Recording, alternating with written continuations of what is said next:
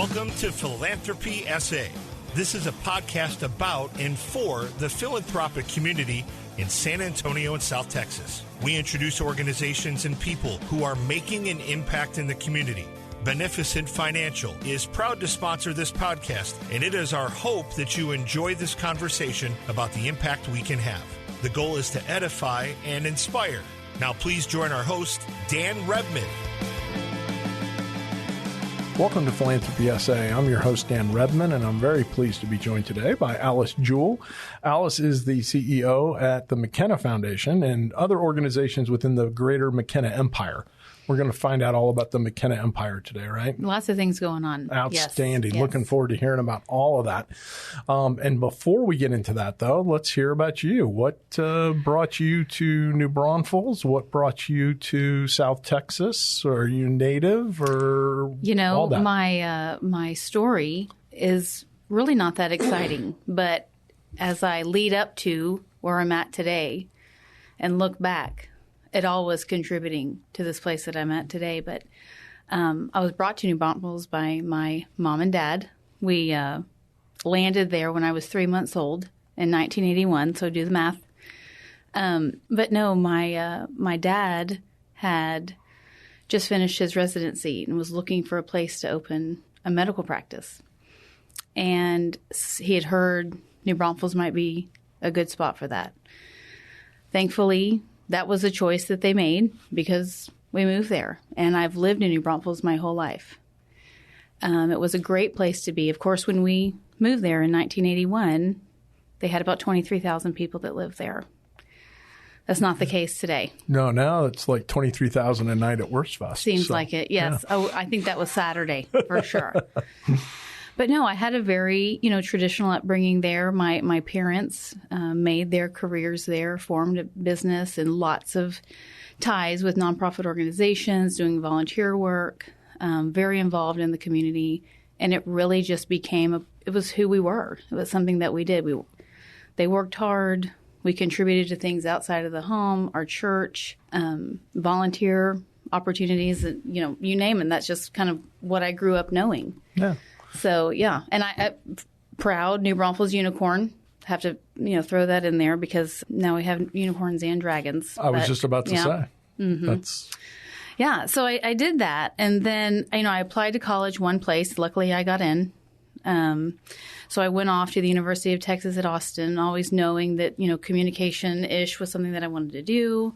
Wasn't really quite sure what. I wasn't a science or a math person, so that doesn't leave you with a whole lot of options. But, so I did that and then knew that if I wanted to, make a job and eventually have a job and make some money, I needed to probably do something else. So I went and applied one place for grad school. It was at Texas A&M, the George Bush School of Government and Public Service. So went there and really enjoyed that. Really opened my eyes to a lot of things. Yes, I went from Longhorn land to Aggie land. I was just going to ask, who did you root for on Thanksgiving? I'm sure, but you got to go with your first love. So, University of Texas was a great place for me. I was happy to transition though and go and kind of really broaden my mind. I tell people that in grad school was where I really learned to think for the first time. They give you opportunities to actually think critically in a lot of ways. So we did that and met some amazing people while I was there. And always knew like the nonprofit track was where my heart was because I wanted to do something with people. I wasn't quite sure what or how I could contribute, but went down the nonprofit road. Very good. I left that, and my first job out of grad school was working for the American Red Cross because I was like, okay, if I'm going to do this nonprofit thing, I'm going to work for the place, right? The nonprofit. Sure, it's got like some, questionable things here and there, but all in all, a really stand-up organization that does a whole lot for people. So I did that, and I moved to Fort Worth. 2 weeks later, Hurricane Katrina hit. Wow. And even though we were in Fort Worth, as you know, this was a nation, the nation felt the effects of that storm. And so I was able to jump in and really do a lot with the Hurricane Katrina recovery piece. And that was a eye-opening and really great experience. But I was there about 18 months, and I got a call from a man that between us friends here, I used to babysit for his kids. And he was the CEO of McKenna Memorial Hospital at the time. And he said, Alice, I have a job I'd like for you to apply for. It would mean you'd have to move back to New Braunfels. I was like, no, I don't think that's really something I want to do. Spent your whole life trying to get out of New Braunfels? Well, not trying to get out. I think I was always open to it, but I wasn't ready. Uh-huh. Called back a week later. He said, no, I really think I want to talk to you about this. I think it could be a really cool opportunity. I said, I don't know. I don't think so. Hung up the phone with him. About 20 minutes later, my mom calls me and says, so you're coming back to New Braunfels for a job interview? I was like, okay, you're right. I am doing that. So that was really the beginning of, my tenure with the McKenna organization. Everything leading up to that, from my roots in New Braunfels, my educational training, both in college and grad school. I met my husband in grad school, and we have the same degree. And so I moved him back to New Braunfels too, and he was very supportive. And if I only knew then what I know now about the journey that McKenna would take me on. There you go. So a beautiful round trip. So tell us about McKenna. So I know that, in New Braunfels, McKenna is a name that everybody knows, everybody sees. Right. It's a, stalwart in the community. But I think in San Antonio, not as much. Probably not. We're looking to change that a little. Well, actually, we're not looking to change it. I think it's changing because of the way that we do philanthropy at the McKenna Foundation. But it's a long, long history, but I will shorten it by saying the McKenna organization has been in New Braunfels for over 70 years. For 54 of those years, we were the owner-operator of our community's only acute care hospital. Over time, the hospital expanded to include some other ancillary businesses, all, healthcare related. But for a long time, we took care of the community in their times of need, whether it was a birth, a death, some kind of, affirmity in between. We were there for them. We were one of the community's largest employers. We had staff, we had board members, we had volunteers, we had patients, we had friends, we had donors. So the McKenna reach over the 54 years of the first iteration was broad, and everybody knew McKenna because it was the hospital. It was where you went. And so along with the growth, I think the leadership at the time kind of realized how the New Braunfels community was changing. And we've served the community for so long. How could we best serve the community in that moment, at that point of our history, and in the future? So I want to say I wasn't there for the conversations and the decision, but at the time, the board felt the right thing to do was to take the asset that was the McKenna health system and sell it at the top of our game. It was highly functioning. It was, financially very solvent. It had a great reputation, diverse in its business streams and business models. And so they decided, you know what, the best way to serve the community is to sell the assets that we have and take that money and form a new grant-making organization, a health conversion foundation, which is what we did. So we had a lot of people who wanted to come in and buy McKenna from all over the country.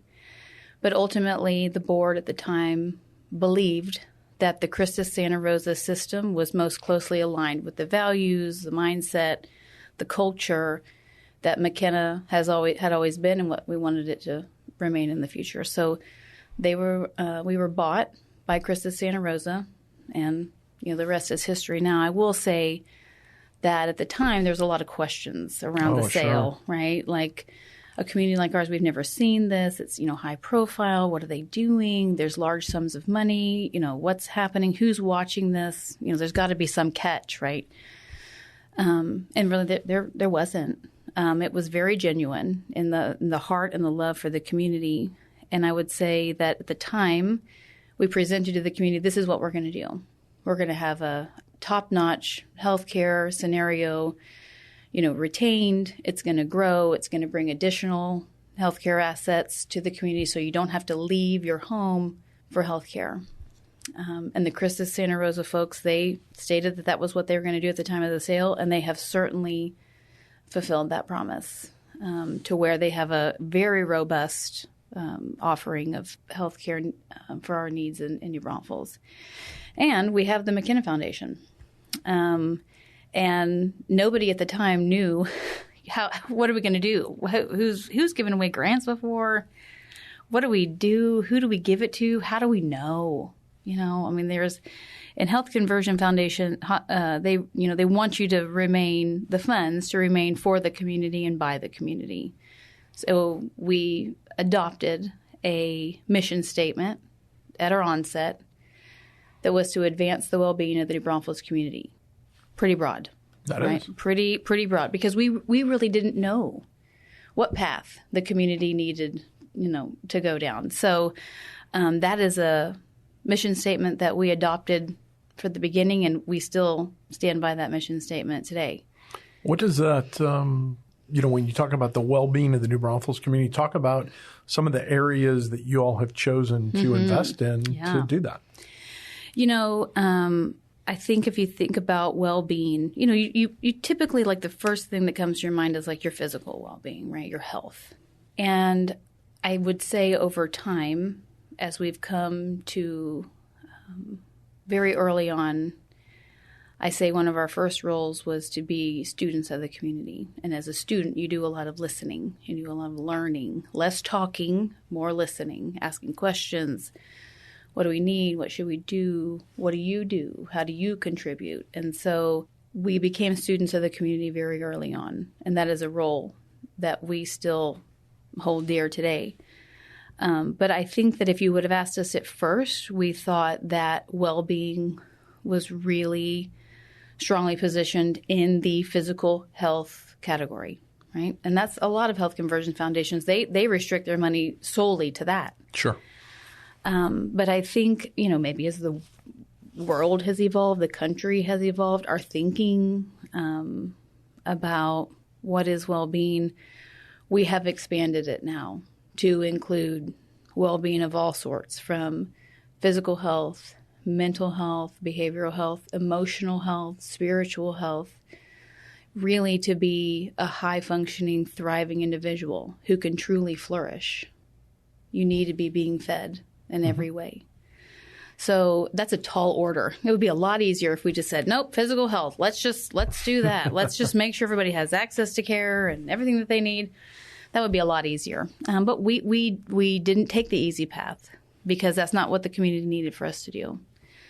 So early on, I'm going to go back a little bit to the growth because we are situated in between two large urban areas.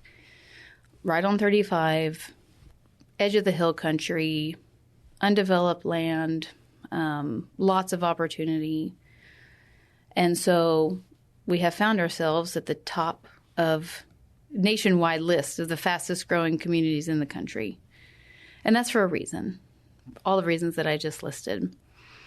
And so in order to be that, quickly growing and developing, you have to add to the infrastructure. You almost can't even keep up. Yeah. So we've all driven. Yeah. We know. Yes, the construction that's never done. And so when you think about infrastructure, a lot of people think about roads. They think about road projects. They think about maybe we need to expand our first responders, fire, police. We may need to, expand our library or our parks and recreation department, whatever the case may be.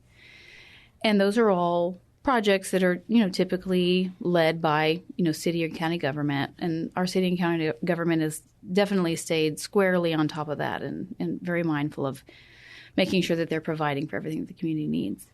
But how I'll explain it today, I probably wouldn't have explained it like this 16 years ago, but nobody was really mindful of the social infrastructure. So we had some institutions that were on top of roads and utilities and all the things, but nobody was really in a leadership spot on the social infrastructure. And what I mean by that is all of the institutions, the resources, the assets that must be part of a community so that everybody in a community can not only survive but thrive. And I'm talking about things that we have looked into over time, to answer your last question.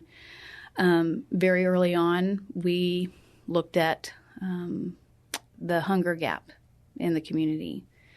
And the hunger gap is not a calculation I can recite right now, but it's dictated by Feeding America, that says the amount of food that is distributed to people in need in the community in comparison to the population. Is it enough, or is there a gap? Well, in New Braunfels, we're experiencing a huge gap because the social infrastructure for distribution of, nutritious food was not there. Mm-hmm. So very early on, we looked at best practices and nonprofits, like who can we help to empower and build up in order to close that hunger gap. Very early on, we also started thinking about housing. Housing that's affordable is something that plagues the country. And people always say, "Oh, Alice, that's a problem everywhere." And I'm like, well, you're right. It is a problem everywhere, but we're going to worry about it here in New Braunfels. Yeah. We're going to worry about what are the people who have needs, what do those needs look like, and what as a community can we develop via the social infrastructure to help bridge the gap and fill the needs. And instead of saying, no, we can't help you, how can we figure out how to say, yes, we can? So we looked at the housing infrastructure, and, we didn't even have a nonprofit that was focused on that. We didn't, nonprofit housing development is actually a really common entity in the social setting, but we didn't have that in New Braunfels. So very early on, we didn't have anybody to do it. So last case, scenario, let's create our own. So we created the NB Housing Partners, which is now, 12 years after its initial formation, is the leader in providing shelter and resources for people experiencing homelessness and people who are looking to transition out of homelessness. So, but that was something we had to create. So when it came to social infrastructure, like who's leading that? Who's empowering that? And by leading, you don't always have to be out in front. I think a much more comfortable spot for the McKenna Foundation we've come to be is we'd probably rather be behind and hold you up and support you as you go on your journey and your walk, or hold hands and stand, sure, right next to you. So I think we're going to stop for just a minute and hear from our sponsor, and then I'm going to find out how it is you partner with these organizations and what you do with them. So we will be right back.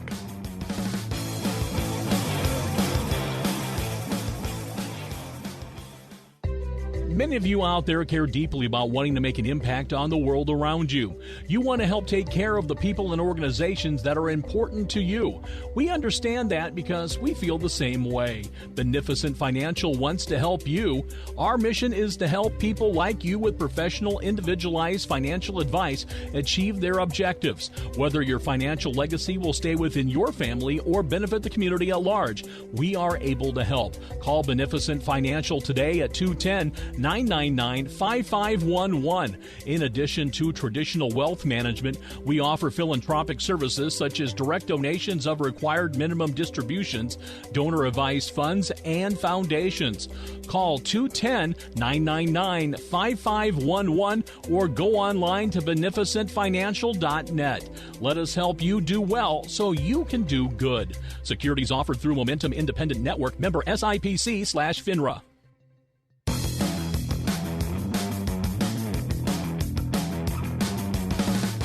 Thanks for joining us today on Philanthropy SA.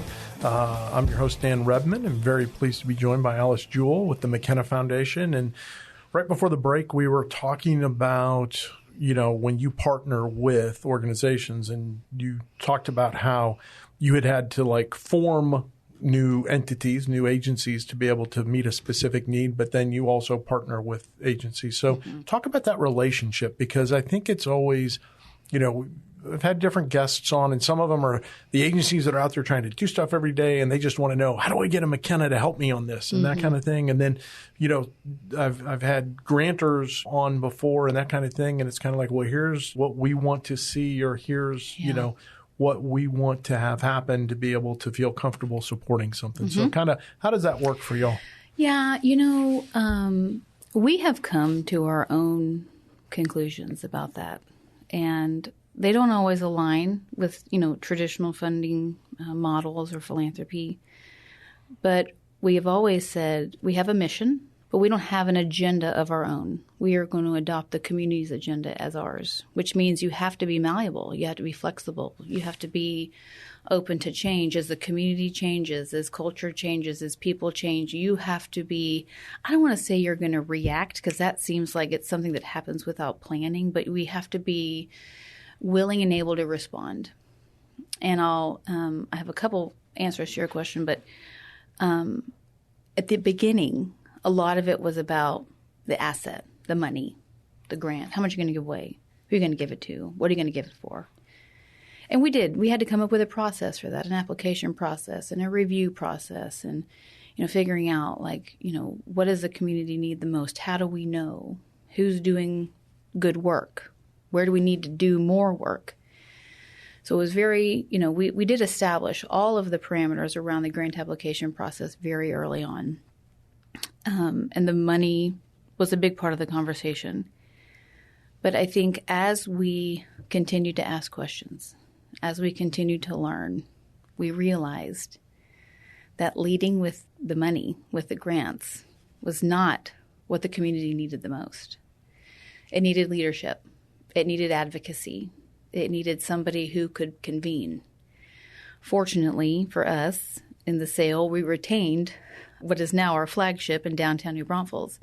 And part of that is the McKenna Event Center. So we have a space that is exclusively committed to nonprofits, churches, schools, civic organizations, and government, solely for the purpose of having a place that is professional, that is comfortable, where people can come together and share ideas.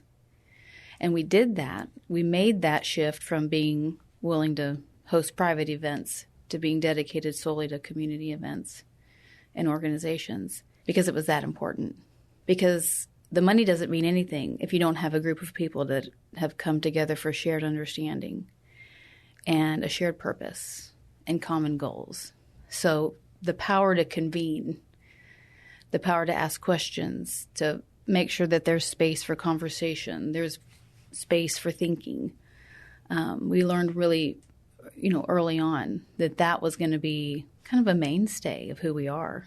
Yeah. So much so that it's built into our building. It's also the way we start really any new conversation. We don't know what to do.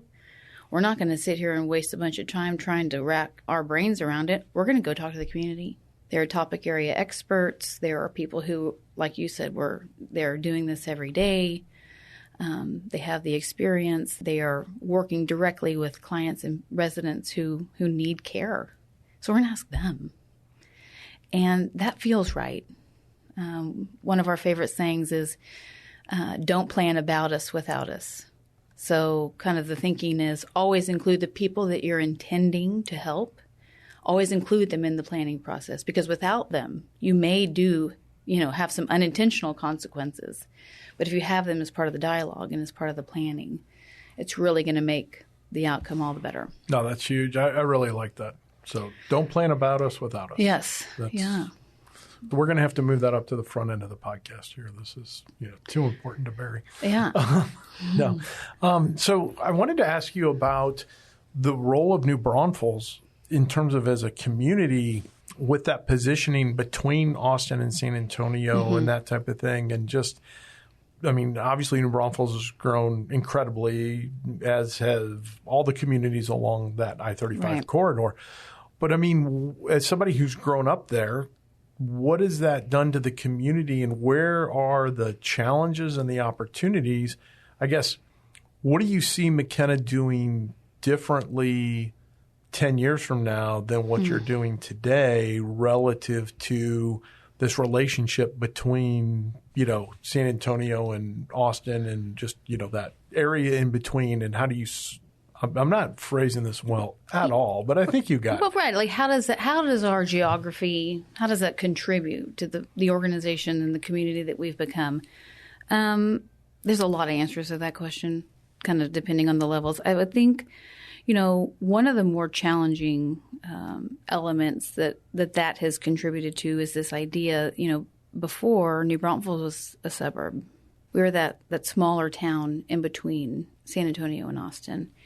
And a lot of people were attracted to New Braunfels because... Like Buc-ee's. Right. Buc-ee's was attracted to New Right.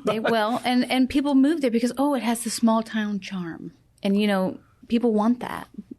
Or some people enjoy an urban lifestyle, but some people just want a small town. And so that mentality is there. And it's really, really hard to graduate from a small town mentality to a larger city mentality. The problems are more complicated.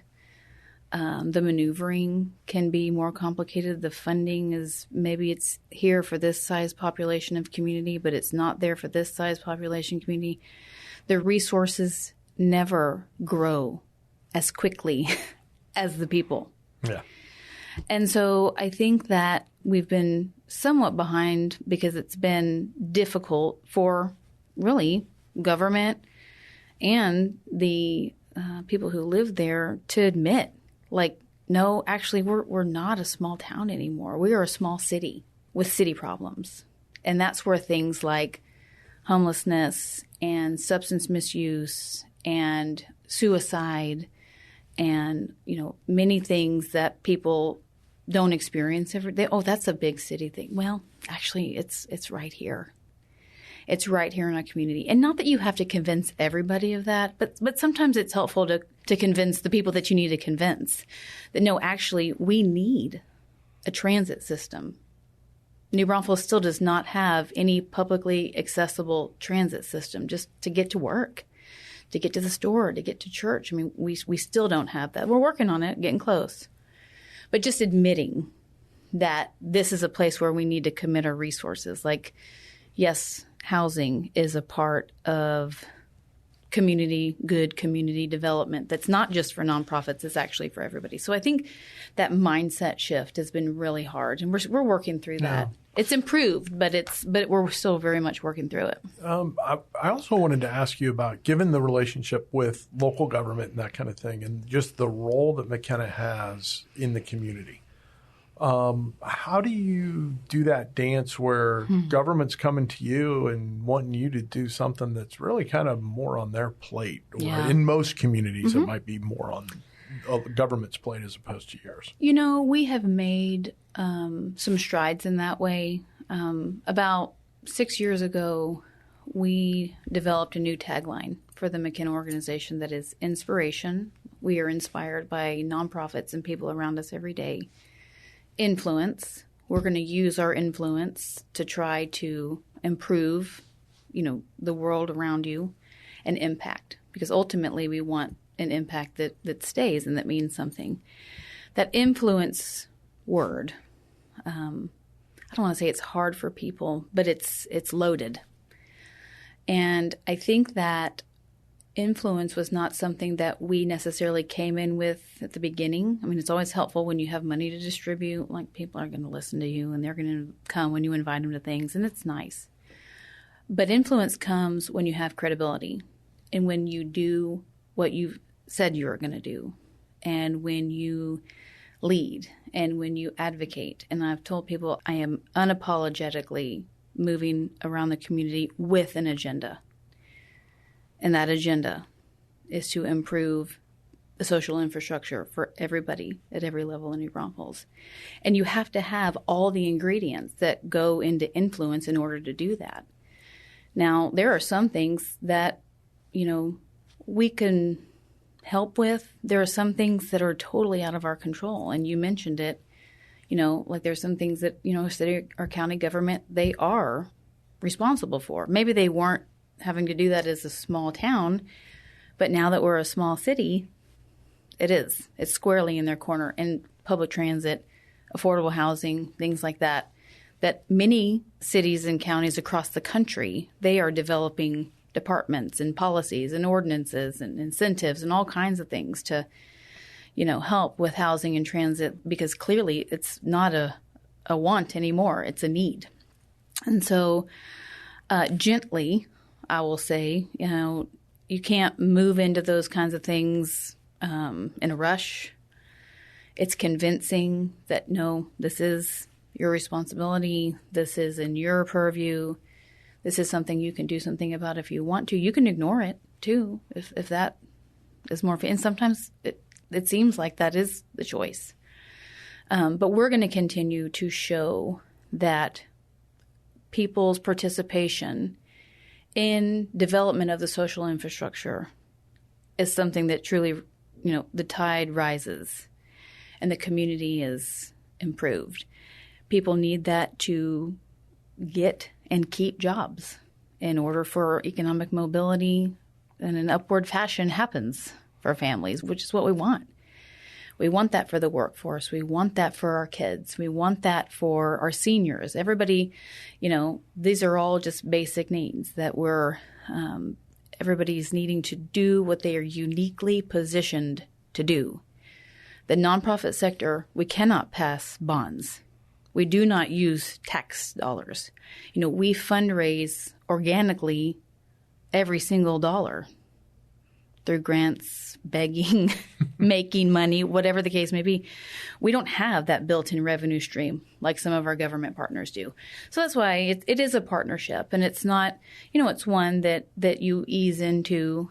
Our community has certainly started to see kind of the effects of just some good working together. On the front page of the newspaper today, it talked about how our county, with some of their ARPA money, is going to be developing a mental health facility on some property that they own, and they're going to be using some ARPA funds to build that. And that's to be broken ground, next week. So over time, what used to be a role that government did not see them playing at all, I do think that McKenna has played a role into just helping educate, influence people to do what they're uniquely positioned to do with the resources that we have.